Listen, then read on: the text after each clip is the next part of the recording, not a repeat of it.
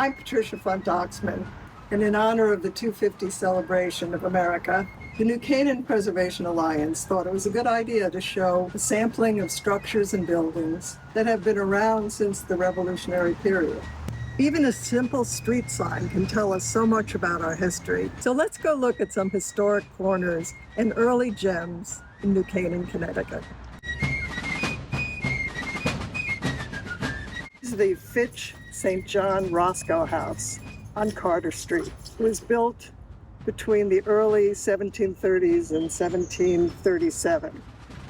It's one of the oldest houses, probably the second oldest in New Canaan. It's a classic salt box house. The shape of the roof, it mirrors the old salt boxes everyone had. This was a visitation house. Seymour Fitch was one of the first people to live here, circa 1750. This is the only house in New Canaan with the original gunstock framing. Beautiful, original early beams. You can even see the underside of the original roof right through here.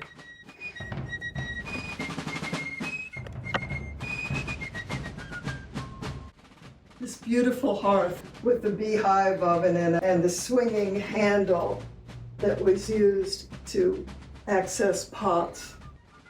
We are in an original room. Just look at all of the detail, this corner, built-in corner cupboard. And this door, I'll open this up. And this is the original entryway, where you could have a choice of going in either direction. The Group Nichols Brown House was built in the 1700s here on Valley Road, now owned by the Land Trust and used as their offices and also for people to have all kinds of activities here. The house has the typical colonial style, often with the 5 windows across the top. The Land Trust is also revitalizing all the area around the house, this beautiful vegetable garden.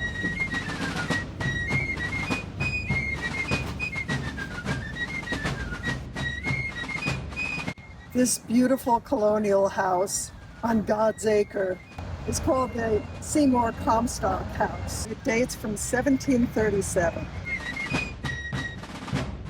This street, named Parade Hill, tells a lot about history. During the Revolution, when the alarm would sound, the troops would gather here. I'm standing in front of the Hoyt Birdwell Morse House, which was built in 1735. In early days, when the Hoyts were here, there were many, many Hoyts living on this ridge. This is a good angle to see what makes this another salt box house. It has that beautiful slanting roof down the back. It's hard to believe that about 10 years ago, this house was threatened with demolition, and many preservationists got together to try and save it. Happily, a buyer came along who wanted to not only save it, but restore it perfectly. And now the couple who live here today are just as interested in keeping it as beautiful as ever. No tour of New Canaan could be complete without something from the Native American heritage we have in our whole country, let alone here. This one is very special. It was put up in 1887. We wanted to preserve the tomb of the great leader Honus. This monument is on the State Register of Historic Places. I'm standing in front of the Hanford Silliman House, which is part of the New Canaan Museum and Historical Society. Stephen Hanford built this house in 1764 for his new bride. He was a weaver, and he was also a licensed tavern keeper. And this tavern was actually here during the Revolution. Why don't we take a look inside?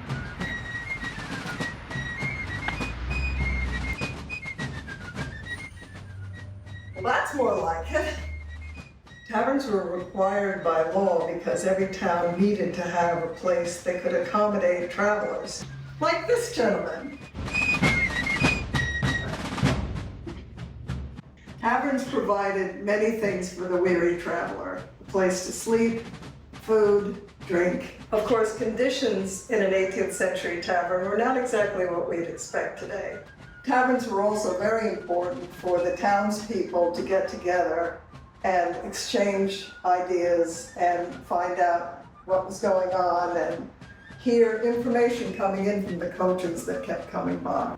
Early maps of then Canaan Parish showed this tavern where it is on the map.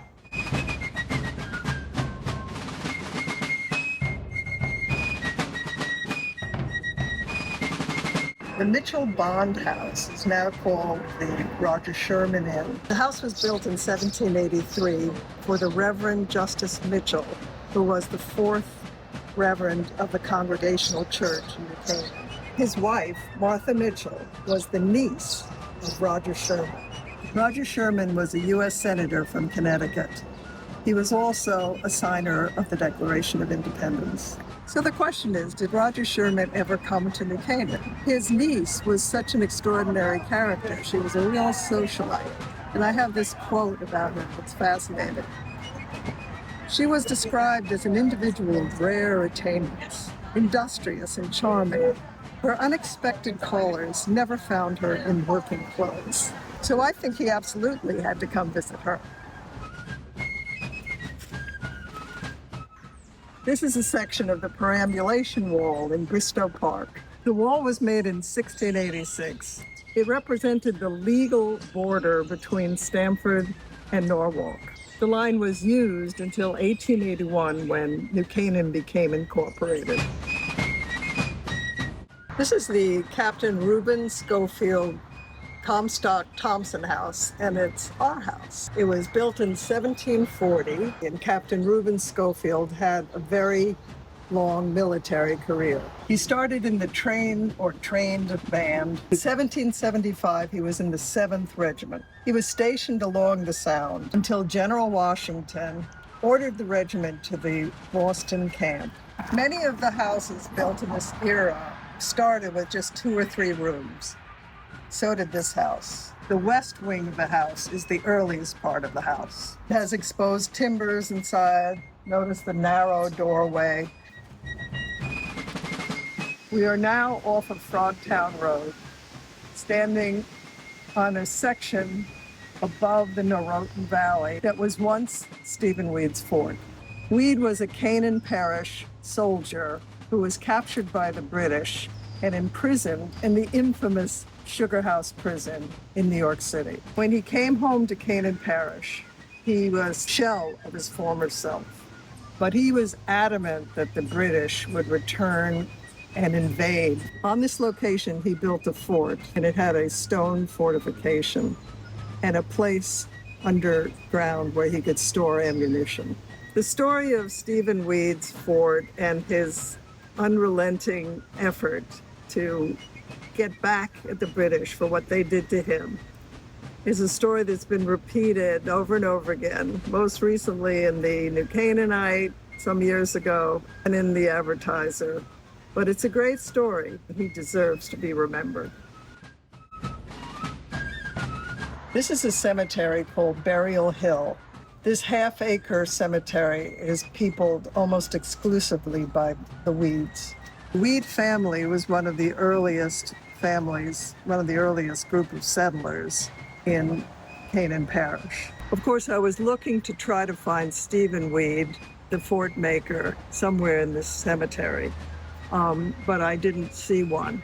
However, there is one here that says SAW. Maybe that modest one was his. This is just a small slice of what was here in the Revolutionary period. But isn't it amazing how much of it is still here in New Canaan today? Thanks so much for joining me.